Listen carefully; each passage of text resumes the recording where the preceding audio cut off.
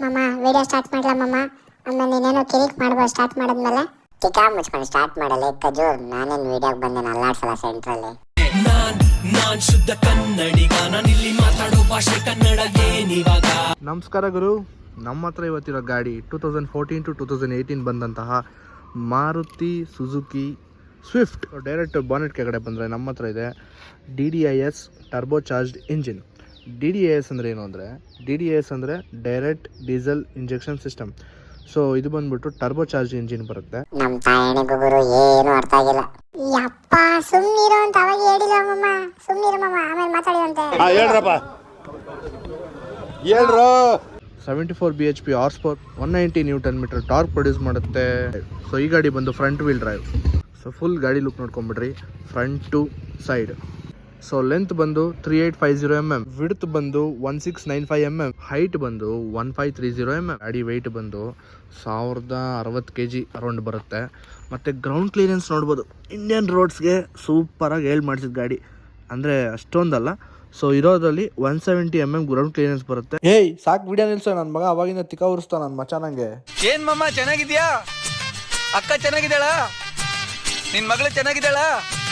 ಮೊನ್ನೆ churidar ಕಳ್ಸಿದ್ದೆ, size correct ಆಗಿದ್ಯಾ? ಸರಿ ಇಲ್ಲ ಅಂದ್ರೆ ಬೇರೆ ಕಳ್ಸ್ಕೊಡ್ತೀನಿ, ಏನೋ ಬೇಜಾರು ಮಾಡ್ಕೋಬೇಡ ಅಂತ ಹೇಳ ಅವಳಿಗೆ. ಗುರುಗಳೇ ವಿಡಿಯೋ ಸ್ಟಾರ್ಟ್ ಮಾಡಿ ಗುರುಗಳೇ. ನಮ್ಮ ಮಾಮ ಹಂಗೆ ಮುಂದೆ ಬಂದರೆ ನಮಗೆ 14 inch ಅಲಾಯ್ಸು, 195/60 ಸೆಕ್ಷನ್ ಟೈರ್ಸ್ ಬರುತ್ತೆ. ಸೊ ಸ್ಟಾಕಲ್ಲಿ ನಮಗೆ 15 inch ಅಲಾಯ್ಸ್ ಬರ್ತಿತ್ತು, ಮತ್ತು 185/65 ಸೆಕ್ಷನ್ ಟೈರ್ಸ್ ಬರ್ತಿತ್ತು. ಮತ್ತು ಮುಂದೆ ನೋಡಿದ್ರೆ ನಮಗೆ ಡಿಸ್ಕ್ ಬರುತ್ತೆ. ಸೊ ಹಿಂದೆ ಬಂದರೆ, ನಾವು ಹಿಂದೆ ಬಂದರೆ ಹಿಂದೆನೂ ಅಷ್ಟೇ ನಮ್ಗೆ ಇದಕ್ಕೆ 195/60, 195/90 ಸಾರಿ 195/60 14 inch ಅಲಾಯ್ಸು. ಹಿಂದೆ ಬಂದು ಡ್ರಮ್ಸ್ ಬ್ರೇಕು. ಲೆಫ್ಟ್ ಸೈಡಲ್ಲಿ ಡೀಸೆಲ್ ಟ್ಯಾಂಕ್ ಇದೆ. ಸೊ ಈ ಗಾಡಿ ಬಂದು ಡೀಸೆಲ್ಲು. ಹಿಂದೆ ಬಂದರೆ ಇದು ಬೂಟ್ ಸ್ಪೇಸು ಪರವಾಗಿಲ್ಲ ಗುರು. ಎಲ್ಲ ಟ್ರಿಪ್ ಅವರೇ ನೀವು ಒಂದು 4 ಬ್ಯಾಗ್ ಇಟ್ಕೊಬೋದು, ಅಷ್ಟು ಜಾಗ ಇದೆ, ಪರವಾಗಿಲ್ಲ. ಮತ್ತು ಇಲ್ಲಿ ಕೆಳಗಡೆ ಬಂದು ನಮಗೆ ಸ್ಪೇರ್ ವೀಲ್ಸ್ ಕೊಡ್ತಾನೆ.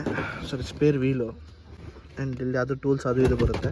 ಸೊ ಹಿಂದೆ ಡೀಸೆಂಟ್ ಆಗಿದೆ ಜಾಗ, ಪರವಾಗಿಲ್ಲ, ನೋ ಪ್ರಾಬ್ಲಮ್. ಒಂದು ದೊಡ್ಡದಾಗೆ ಏನು ಬೇಕಾದ್ರೂ ಇಟ್ಕೊಬೋದು. ಅಲ್ಲಿ ನೋಡೋರು ನಮಗೆ DDIS ಲೋಗೋ ಕೊಟ್ಟಿದ್ದಾನೆ, ಮತ್ತು ಮಿರರ್ಸ್ಗೆ LED ಇಂಡಿಕೇಟರ್ಸ್ ಕೊಟ್ಟಿದ್ದಾನೆ. ಸೊ ಮುಂದೆ ಬಂದರೆ ನಮಗೆ ಕೆಳಗಡೆ 2 LED ಲೈಟ್ಸ್ ಇದೆ. ಸೊ ಇದು ಬಂದ್ಬಿಟ್ಟು ಹ್ಯಾಲೋಜನ್ ಲೈಟ್ಸು. ನಮಗೆ ಸ್ಟಾಕಲ್ಲಿ 100 ವ್ಯಾಟ್ ಬಲ್ಪನ್ನು ಕೊಡ್ತಾನೆ. ಸೊ ಇದು ಚೇಂಜ್ ಮಾಡಿಸಿದ್ದೀವಿ, 140 120 ವ್ಯಾಟ್ದು ಬಲ್ಪ್ ಇದೆ. ಸೊ ಈ ಕಡೆನೂ ಅಷ್ಟೇ DDIS ಅಂತ ಕೊಟ್ಟಿದ್ದಾನೆ. ಸೊ ಇವಾಗ ಹಿಂದೆ ನೋಡೋಣ, ಹಿಂದೆ ಕುತ್ಕೊಳಕ್ಕೆ ಹೆಂಗಿದೆ ಅಂತ. ಸೊ ಹಿಂದೆ ಬಂದರೆ ಸ್ವಲ್ಪ ಉದ್ದ ಇರೋರಿಗೆ ಕಷ್ಟ ಕಷ್ಟ ಅಂತ ಹೇಳು ಆಗುತ್ತೆ. ಸೊ ನಾರ್ಮಲ್ ಇಲ್ಲಿ ವಿಂಡೋ ಕಂಟ್ರೋಲ್ಸು ಓಪನ್ನು, ಸರಿ ಇಲ್ಲಿ ಹ್ಯಾಂಡ್ಲು ಬರುತ್ತೆ. ಮತ್ತು ಇದು ಫೋನ್ ನಾನು ಇಟ್ಕೊಂಡಿದ್ದು ವಿಡಿಯೋ ಮಾಡ್ಕೊಳಕ್ಕೆ. ಇವೆಲ್ಲ ಏನು ಪ್ರಯತ್ನ ಇಲ್ಲ ಕಣ. ಸೊ ಹಿಂದೆ ಸೀಟಿಂಗ್ ಕೆಪಾಸಿಟಿ ಬಂದು ಚೆನ್ನಾಗಿದೆ. ಓಕೆ. ಸೊ ಹಿಂದೆ ಬಂದು ಒಂದು ಸಣ್ಣಗೆ 3 ಜನ ಕುತ್ಕೊಬೋದು. ನಮ್ಮ ಥರ ಇರೋರು 2 ಅಷ್ಟೇ ಕುತ್ಕೊಳಕ್ಕಾಗೋದು, ಅಷ್ಟೇ ಹಿಂದೆ ಬಂದರೆ. ಸೊ ಕೋ ಪ್ಯಾಸೆಂಜರ್ ಸೀಟಿಗೆ ಬಂದರೆ ಇಲ್ಲೂ ಅಷ್ಟೇ ಸ್ಪೇಸ್ ಚೆನ್ನಾಗಿದೆ ಕುತ್ಕೊಳಕ್ಕೆ. ಮತ್ತು ಇಲ್ಲಿ ಮುಂದೆ ಒಂದು ಡ್ಯಾಶ್ ಬೋರ್ಡ್ ಬರುತ್ತೆ, ಮತ್ತು ಇದು ಒಂದು ಕಪ್ ಹೋಲ್ಡರ್ ಇದೆ. ಸೊ ಇಲ್ಲೊಂದು AC ವೆಂಟ್ ಬರುತ್ತೆ, ಮತ್ತು ಇಲ್ಲೊಂದು ಸ್ಪೀಕರ್ಸ್ ಬರುತ್ತೆ. ಸೊ ಡ್ರೈವರ್ ಸೀಟಿಗೆ ಬಂದರೆ ಇದು ನಮ್ಮ ವ್ಯೂ, ಮತ್ತು ಇದು ಬಂದು power steering, electronic power steering. So ಇಲ್ಲಿ ಬಂದು ಒಂದು RPM ಮೀಟ್ರ್ ಇದೆ, ಇಲ್ಲಿ ಒಂದು ಸ್ಪೀಡೋ ಮೀಟ್ರ್ ಇದೆ. ಸೊ ಇಲ್ಲಿ ಒಂದು ಚಿಕ್ಕದಾಗಿ ಒಂದು ಡಿಸ್ಪ್ಲೇ ಬರುತ್ತೆ. ಒಂದು ನಿಮಿಷ ಅದನ್ನು ತೋರಿಸ್ತೀನಿ, ಝೂಮ್ ಮಾಡ್ತೀನಿ. ಅಲ್ಲಿ ಚಿಕ್ಕದಾಗಿ ಡಿಸ್ಪ್ಲೇ ಬರುತ್ತೆ ನಿಮ್ಗೆ. ಅಲ್ಲಿ ರೇಂಜು ಪ್ಲಸ್ ಟೈಮು, ಎಷ್ಟು ಕಿಲೋಮೀಟ್ರ್ ಓಡಿದೆ, ಮತ್ತು ನಾವು ಚೇಂಜ್ ಮಾಡ್ಕೊಬೋದು ಅದನ್ನು. ಕಿಲೋಮೀಟ್ರು ಪರ್ ಲೀಟರ್ ಆ್ಯಾವ್ರೇಜ್ ತೋರಿಸುತ್ತೆ, ಮತ್ತು ರೇಂಜ್ ತೋರಿಸುತ್ತೆ. ಸೊ ಇದು ಈ ಥರ. ಮತ್ತು ಇಲ್ಲಿ ಬಂದು ಎಂಜಿನ್ದು ಟೆಂಪ್ರೇಚರ್ ತೋರಿಸುತ್ತೆ. ಸೊ ಈ ಕಡೆ ರೈಟ್ ಸೈಡಲ್ಲಿ ಬಂದು ಫ್ಯೂಲ್ ಇಂಡಿಕೇಟರ್ ಇದೆ. ಸೊ ಇದು ಬಂದ್ಬಿಟ್ಟು ನಮಗೆ ಡ್ರೈವರ್ ವ್ಯೂ. ಸೊ ಇಲ್ಲೊಂದು AC ವೆಂಟು, ಇಲ್ಲೊಂದು AC ವೆಂಟ್ ಬರುತ್ತೆ. ಸೊ ಡ್ರೈವರ್ಗೆ ಇಲ್ಲಿ ನಮಗೇನು ಕಪ್ ಹೋಲ್ಡರ್ ಏನು ಬರೋಲ್ಲ. ಸೊ ಇಲ್ಲಿ ಬಂದು ನಮಗೆ ಒಂದು ಮಿರರ್ ಕಂಟ್ರೋಲ್ಸ್ ಬರುತ್ತೆ, ನಾರ್ಮಲ್, ಅದು ಓಪನ್ ಕ್ಲೋಸ್ ಇಲ್ಲ, ಅದು ಸಾರಿ ಎಲೆಕ್ಟ್ರಾನಿಕ್ ಮಿರರ್ ಅಲ್ಲ, ಮ್ಯಾನ್ಯುಯಲ್ ಮಿರರು. ಸೊ ಇಲ್ಲಿ ನಮಗೆ ಮಾಮೂಲಿ ಮಿರರ್ ಕಂಟ್ರೋಲ್ಸು, ಲಾಕು ಅನ್ಲಾಕು. ಮತ್ತು ಈ ಕಡೆ ಬಂದರೆ 5 ಸ್ಪೀಡು ಮ್ಯಾನ್ಯುಯಲ್ಲು ಗೇರ್ ಬಾಕ್ಸ್ ಬರುತ್ತೆ. ಸೊ ಇಲ್ಲಿ ನಮಗೆ AC ಕಂಟ್ರೋಲ್ಸ್ ಬರುತ್ತೆ. ಸೊ ಇಲ್ಲಿ ನಮಗೆ ಸೆಟ್ ಮಾಡ್ಬೋದು ಎಲ್ಲಿಗೆ ಬೇಕು ಅಂತ. ಮತ್ತು ಇಲ್ಲಿ ಟೆಂಪ್ರೇಚರ್ ಬರುತ್ತೆ. ಸೊ ಇಲ್ಲಿ ಒಂದು ನಿಮ್ಗಂತಲೇ ಸಿಗರೆಟ್ಗೆ ಸಿಗರೇಟ್ ಹಚ್ಕೊಳಕ್ಕೆ ಕೊಟ್ಟಿದ್ದಾರೆ.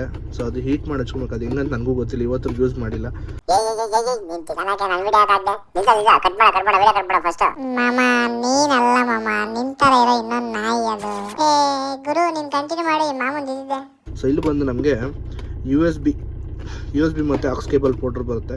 ಸೊ ಇಲ್ಲಿ ನಾವು ಪ್ಲಗ್ ಮಾಡ್ಕೊಬೋದು. CD ಕಂಟ್ರೋಲ್ಸ್ ಬರುತ್ತೆ, USB ಬರುತ್ತೆ, ಮತ್ತು FM ಬರುತ್ತೆ. FM ಆಫ್ ಮಾಡಿದ್ದೀನಿ ಸದ್ಯಕ್ಕೆ. ಇಲ್ಲಿ ಬಂದ್ಬಿಟ್ಟು ನಾವು ಚೇಂಜ್ ಮಾಡ್ಕೊಬೋದು, ಏನು ಟ್ಯೂನ್, FMದ ಟ್ಯೂನ್ ಚೇಂಜ್ ಮಾಡ್ಕೊಬೋದು. ಮತ್ತು ನಮ್ಮ ಸೌಂಡು ಸ್ಪೀಕರ್ಸಲ್ಲಿ ಹೇಳಿದ್ನಲ್ವ, ಸ್ಪೀಕರ್ಸ್ದೆಲ್ಲ ಹರ್ಟ್ಸ್ದು ಸ್ಪೀಕರ್ ಅಂತ. ಲೆಫ್ಟ್ ಸೈಡಲ್ಲಿ ಬಂದ್ಬಿಟ್ಟು ವೈಪರ್ಸ್ ಕಂಟ್ರೋಲ್ ಇದೆ. ರೈಟ್ ಸೈಡಲ್ಲಿ ಬಂದು ಲೈಟು ಮತ್ತು ಇಂಡಿಕೇಟರ್ ಕಂಟ್ರೋಲ್ ಇದೆ.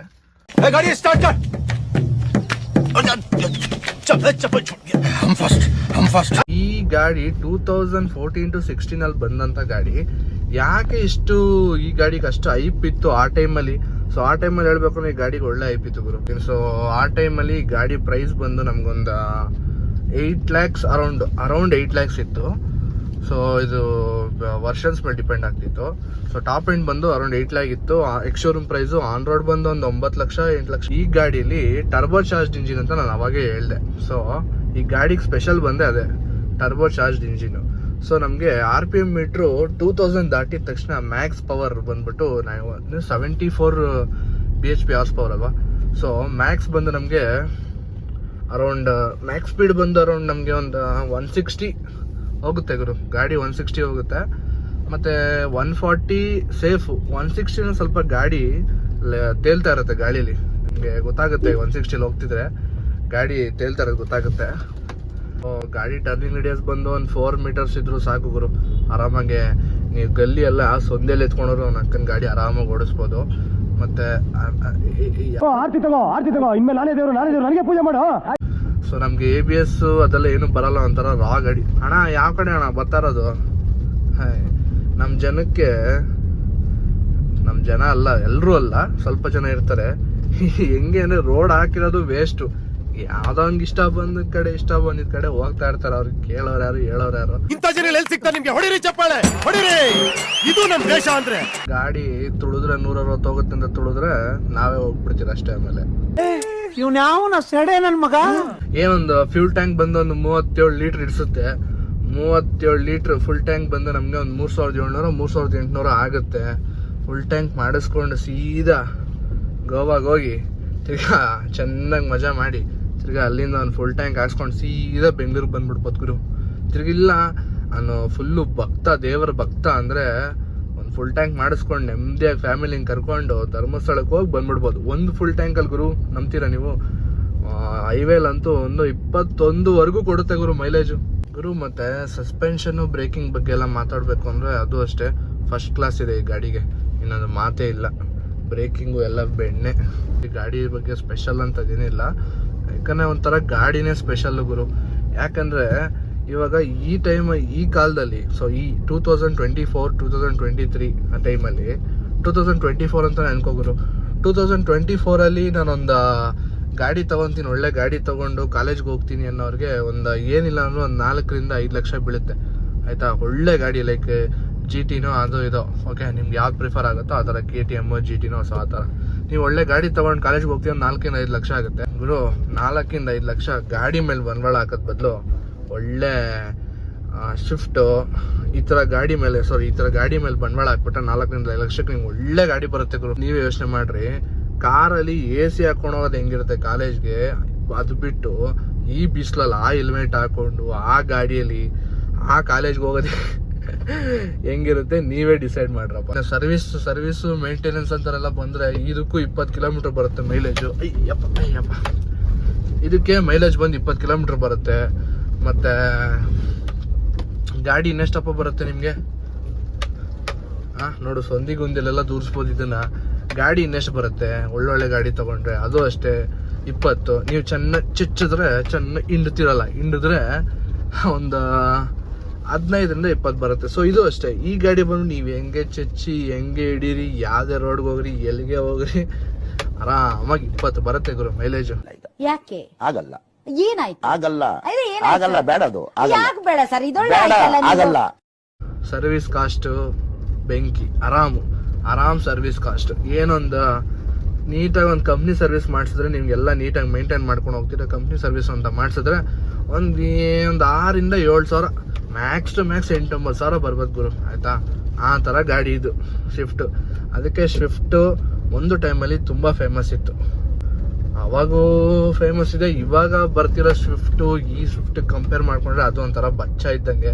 ಫೈನಲಿ ಹೇಳ್ತೀನಿ ಕೇಳಿ, ಈ ಗಾಡಿನ ಮೇಂಟೈನ್ ಮಾಡೋದು ತುಂಬ ಈಸಿ, ಆಯಿತಾ? ನಿಮ್ಮ ಹತ್ರ ಒಂದು 2-3 ಲಕ್ಷ ರೂಪಾಯಿ ಗಾಡಿ, 2-3 ಲಕ್ಷನೂ ಬೇಡ ಗುರು, 1-2 ಲಕ್ಷ ರೂಪಾಯಿ ಗಾಡಿ ಮೇಂಟೈನ್ ಮಾಡೋ ಕೆಪಾಸಿಟಿ ಇದ್ದರೆ ಈ ಕಾರ್ನು ಕಣ್ಣು ಮುಚ್ಕೊಂಡು ಮೇಂಟೈನ್ ಮಾಡ್ಬೋದು. ಕಮೆಂಟಲ್ಲಿ ಮೆನ್ಷನ್ ಮಾಡಿ ನಿಮಗೆ ಯಾವ ಥರ ವೀಡಿಯೋಸ್ ಬೇಕು ಅಂತ, ಲೈಕ್ ಏನು ಬೇರೆ ಥರ ರಿವ್ಯೂ, ಬೈಕ್ ರಿವ್ಯೂ, ಲೈಕ್ ಒಂದು ಫೋನ್ ರಿವ್ಯೂ, ಕ್ಯಾಮ್ರಾ ರಿವ್ಯೂ, ಏನಾದರೂ ನಿಮ್ಗೆ ಯಾವ ಥರ ಬೇಕೋ ಕಮೆಂಟಲ್ಲಿ ಮೆನ್ಷನ್ ಮಾಡಿ, ಆ ಥರ ವೀಡಿಯೋ ಮಾಡಿ ಟ್ರೈ ಮಾಡೋಣ. ಮತ್ತು ಹೊಸ್ದಾಗಿ ನಿಮ್ಮ ಹತ್ರ ಏನೋ ಐಡಿಯಾ ಇದ್ದರೆ ಅದನ್ನು ಹೇಳಿ, ಅದನ್ನು ಟ್ರೈ ಮಾಡೋಣ. So thank you, see in the next video, bye. So alright ಮಚಾಸ್, ವಿಡಿಯೋ ಇಷ್ಟ ಆಗಿದ್ರೆ ಲೈಕ್, ಶೇರ್, ಕಮೆಂಟ್, ಸಬ್ಸ್ಕ್ರೈಬ್ ಮಾಡ್ರ.